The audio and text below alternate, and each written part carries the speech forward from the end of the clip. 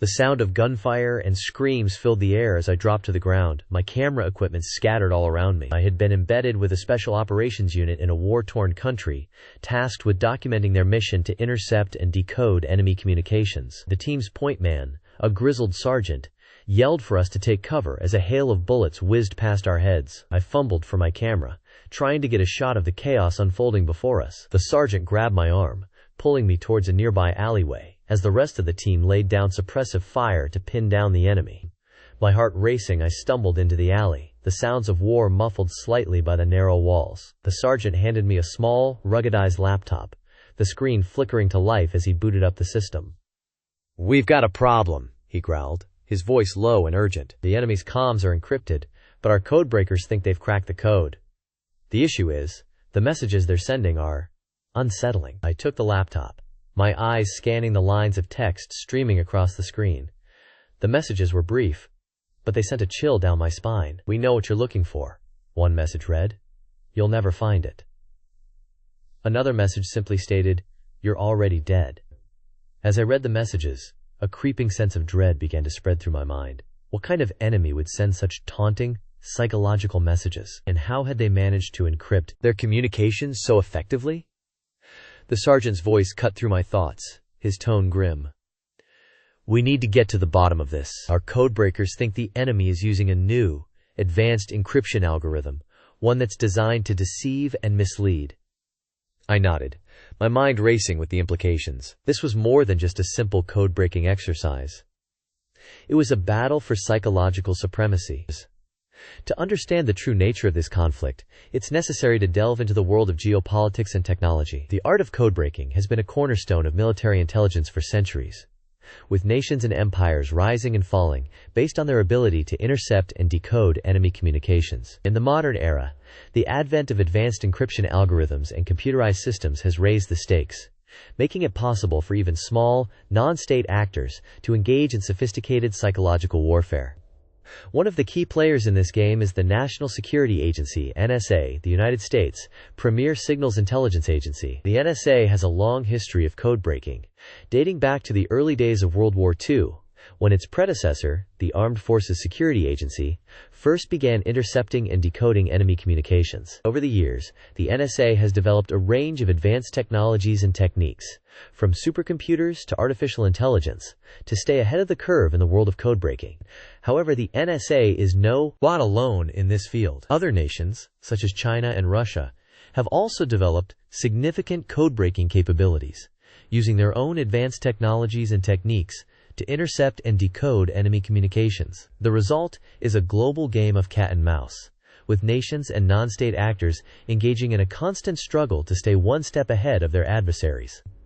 In recent years, the rise of advanced encryption algorithms has added a new layer of complexity to this game. These algorithms, such as the Advanced Encryption Standard, AES, and the Elliptic Curve Cryptography, ECC, use complex mathematical formulas to scramble and unscramble data, making it virtually impossible to intercept and decode without the proper key. However, even these advanced algorithms are not foolproof, and codebreakers have developed a range of techniques, from side-channel attacks to quantum computing, to crack even the toughest encryption.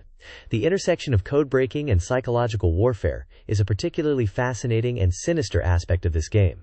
By using advanced encryption algorithms and clever messaging, an enemy can create a sense of uncertainty and fear in their adversary, making it difficult for them to discern reality from deception. This can be particularly effective in the modern era, where the spread of information is rapid and often unverified. A well-crafted message, designed to deceive and mislead, can quickly go viral, causing widespread panic and confusion.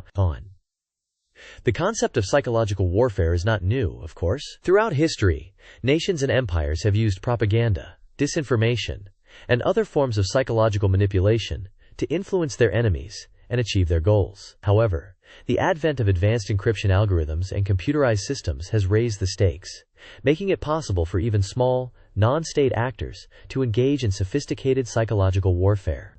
One of the most famous examples of psychological warfare is the Operation Fortitude campaign, conducted by the Allies during World War II. In this campaign, the Allies used a combination of propaganda, disinformation, and deception to convince the Germans that the main invasion of Europe would take place at the Pas de Calais rather than Normandy. The campaign was incredibly successful, with the Germans maintaining a large force at the Pas de Calais long after the Allies had landed in Normandy.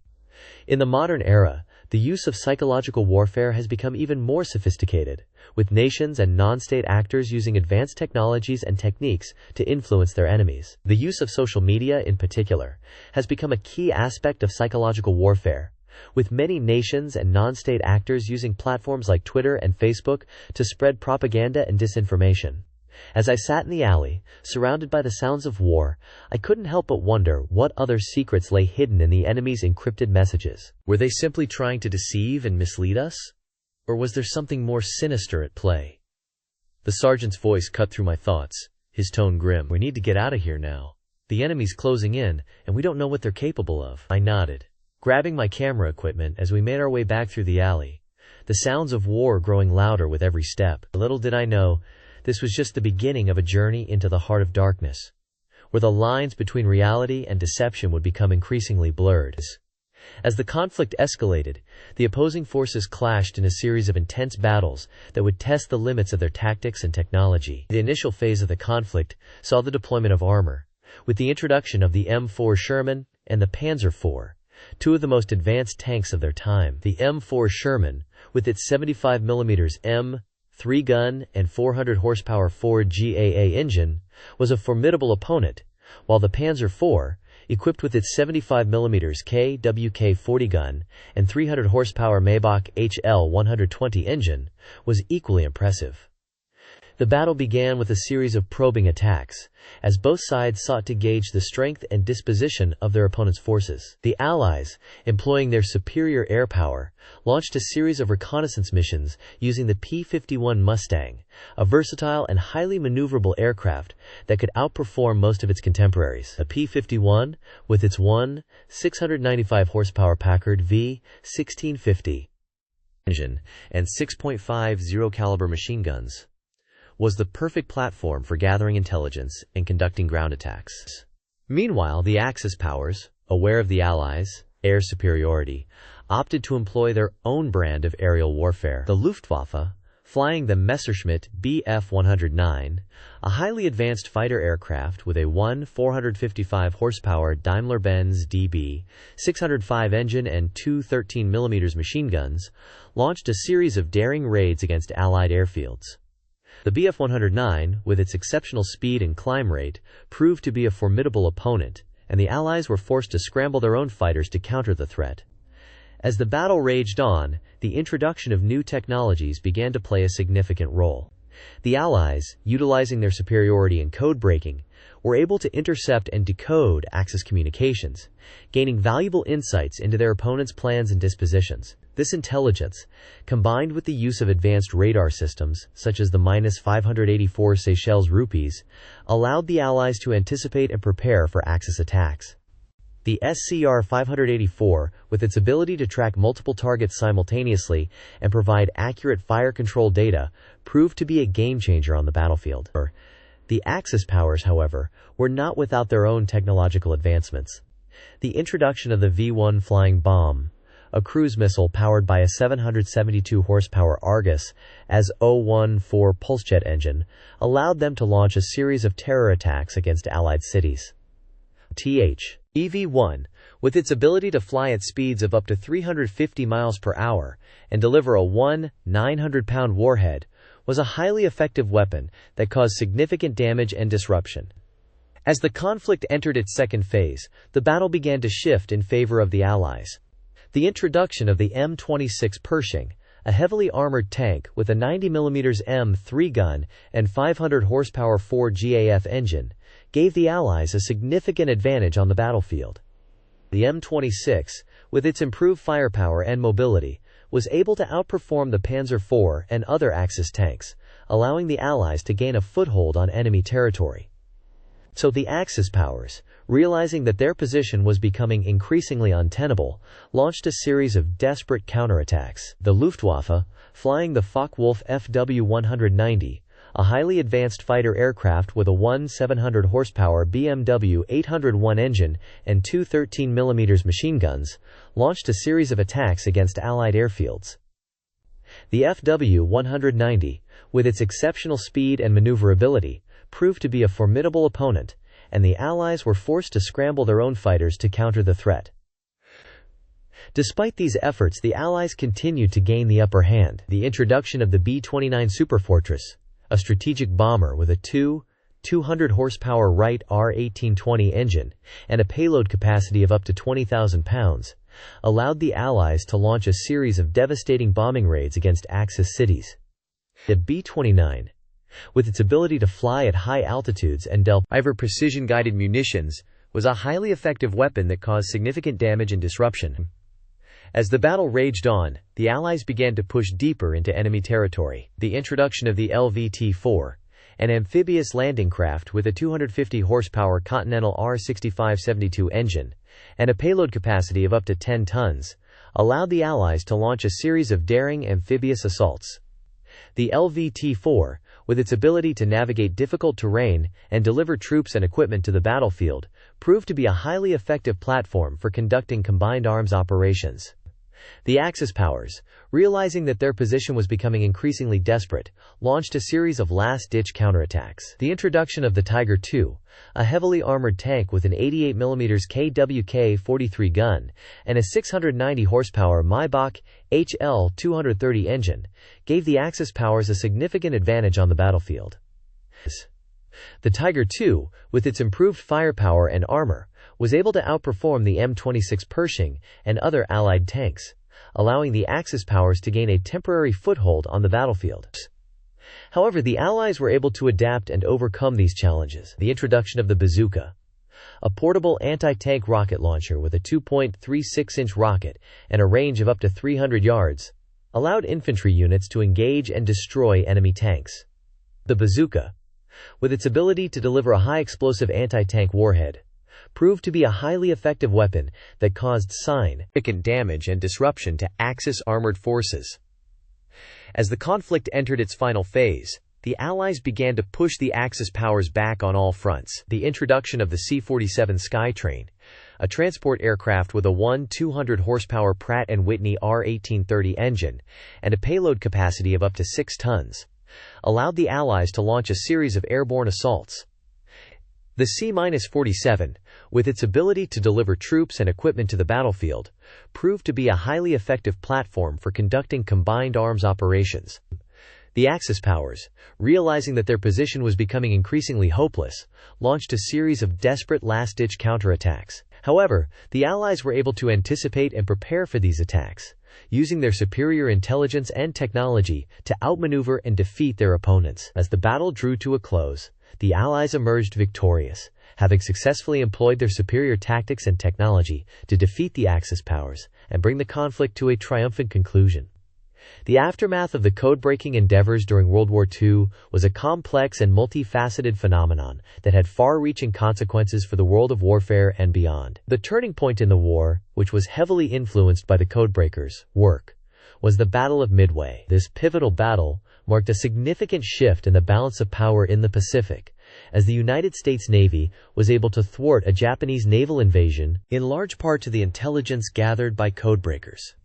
The Codebreakers' ability to decipher Japanese naval codes, particularly the JN-25 code, provided the United States with crucial information about Japanese military movements and plans. This intelligence allowed the U.S. Navy to prepare an ambush for the Japanese fleet, resulting in a decisive victory that turned the tide of the war in the Pacific. The success of the Codebreakers at Midway was a testament to the power of signals intelligence and the importance of codebreaking in modern warfare. The legacy of the Codebreakers' work during World War II can be seen in the modern era, where signals intelligence and codebreaking continue to play a vital role in military operations. The development of advanced computing technology and cryptographic methods has made it possible for nations to create highly secure communication systems. But it has also enabled codebreakers to develop sophisticated methods for intercepting and deciphering encrypted communications. The impact of codebreaking on warfare has been profound, and it has changed the way that military forces operate and interact with each other. The ability to gather intelligence, through signals intercepts, has become a critical component of modern military strategy, and it has enabled nations to gain a significant advantage over their adversaries. The use of code-breaking and signals intelligence has also raised important questions about the ethics of surveillance and the balance between national security and individual privacy. In the decades since World War II, the art of code-breaking has continued to evolve, with the development of new cryptographic methods and the use of advanced computing technology. The advent of the digital age has created new challenges and opportunities for codebreakers, as the volume and complexity of digital communications have increased exponentially. The rise of cyber warfare has also created new threats and vulnerabilities, as nations and non-state actors seek to exploit weaknesses in digital systems and communication networks. The codebreakers' work during World War II also had a profound impact on the development of computer science and cryptography. The efforts of codebreakers like Alan Turing and his colleagues at Bletchley Park helped to lay the foundation for the development of modern computer science, and their work on cryptographic methods and algorithms has had a lasting impact on the field of cryptography. The development of the bomb machine, which was used to decipher German Enigma codes, was a significant innovation in the field of codebreaking, and it paved the way for the development of more advanced computing technology. The legacy of the codebreakers can also be seen in the modern era, where cryptography and codebreaking continue to play a vital role in securing digital communications and protecting national security. The use of advanced cryptographic methods, such as public key cryptography and encryption protocols, has become widespread, and it has enabled individuals and organizations to secure their communications and protect their data. The development of quantum computing technology has also raised important questions about the future of cryptography and codebreaking, as the potential for quantum computers to break certain types of encryption has significant implications for national security and individual privacy. In the end, the story of the codebreakers is a testament to the power of human ingenuity and the importance of intelligence in warfare. The work of the codebreakers during World War II was a crucial factor in the Allied victory, and it has had a lasting impact on the world of warfare and beyond. As we look to the future, it is clear that the art of codebreaking will continue to evolve, and it will remain a vital component of modern military strategy and national security. The codebreakers' legacy is a powerful reminder of the importance of intelligence, innovation, and determination in the pursuit of national security and global stability. As we move forward in an increasingly complex and interconnected world, the lessons of the codebreakers will remain a vital part of our collective heritage, and their work will continue to inspire and inform new generations of scholars, policymakers, and military leaders. The codebreakers' story is a powerful reminder that, in the world of warfare and beyond, knowledge is power, and the ability to gather, trigger, and analyze intelligence is a critical component of success.